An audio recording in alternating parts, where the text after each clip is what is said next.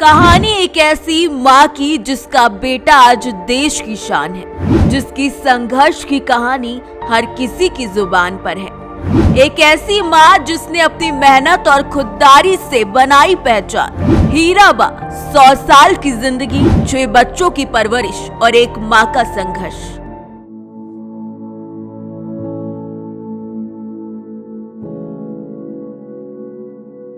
प्रधानमंत्री नरेंद्र मोदी, ये नाम आज देश तो क्या पूरी दुनिया जानती है, लेकिन इस नाम के पीछे की असली ताकत तो प्रधानमंत्री नरेंद्र मोदी की मां हीराबेन रही है।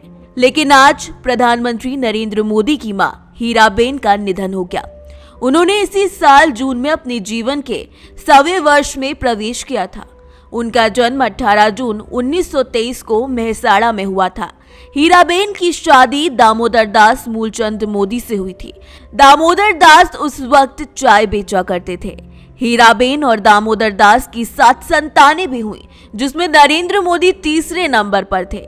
हीराबेन और दामोदर दास की दूसरी संतानें अमृत मोदी, पंकज मोदी, प्रहलाद मोदी, सोमा मोदी और बेटी वसंती बेन हंसमुखलाल मोदी हैं, जिन्हें शायद दुनिया ना जानती हो, लेकिन नरेंद्र मोदी का नाम इस वक्त दुनिया का हर इंसान शायद जानता ही होगा। आज हीराबेन के निधन के बाद देश का हर व्यक्तित्व उनको श्रद्धांजलि दे रहा है।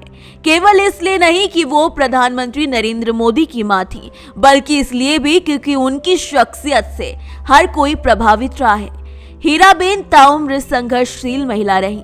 पीएम मोदी कई बार अपनी मां के संघर्षों का भावुक अंदाज में जिक्र भी कर चुके हैं। साल 2015 में फेसबुक के संस्थापक मार्क जुकरबर्ग के साथ बातचीत के दौरान पीएम मोदी ने अपनी मां के संघर्षों को याद किया था।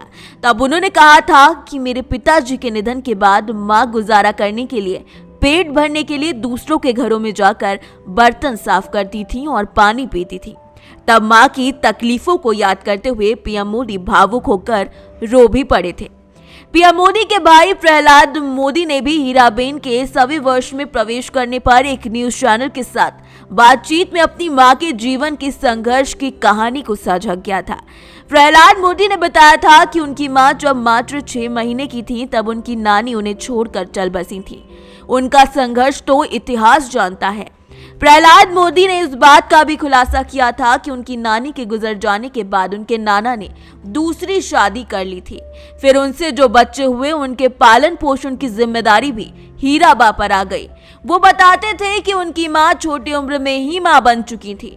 भाग्य को इससे भी संतोष न था, जिसके बाद नाना जी की दूसरी पत्नी भी गुजर गई और फिर उन्होंने तीसरी शादी की, जिससे उनके बच्चे हुए। उनका भी जिम्मा हीराबेन पर ही आ गया।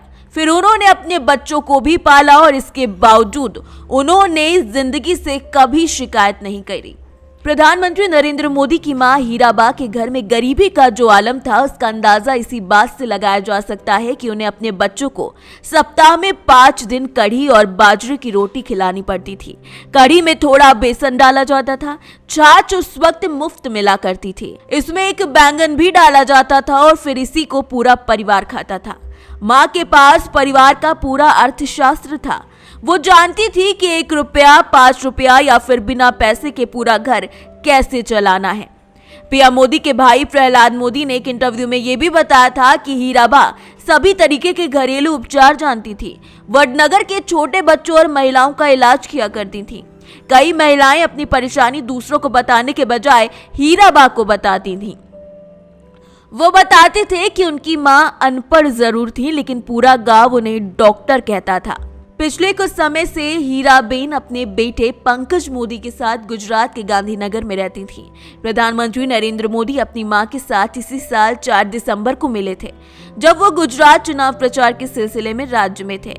तबीयत खराब होने के बाद भी नरेंद्र मोदी अपनी मां से बुधवार को मिलने गए थे। हीराबेन के निधन के साथ ही पीएम मोदी की जिंदगी का एक भावुक अध्याय आज बंद हो गया है। वो अध्याय जहां एक संतान मां के आंचल में लिपटकर मां की ममता को महसूस करता है। मां हीराबेन के अंतिम संस्कार में पीएम नरेंद्र मोदी बाहर से बेहद सख्त दिखे।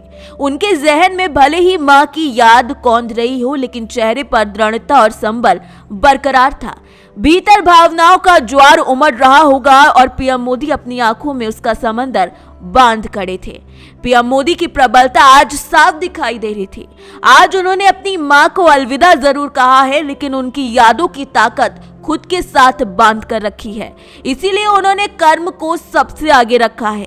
मां की मौत के बाद भी वो अपनी बैठकें जारी रखेंगे, क्योंकि अपनी मां की तरह उनका भी मानना है कि कर्म ही धर्म है।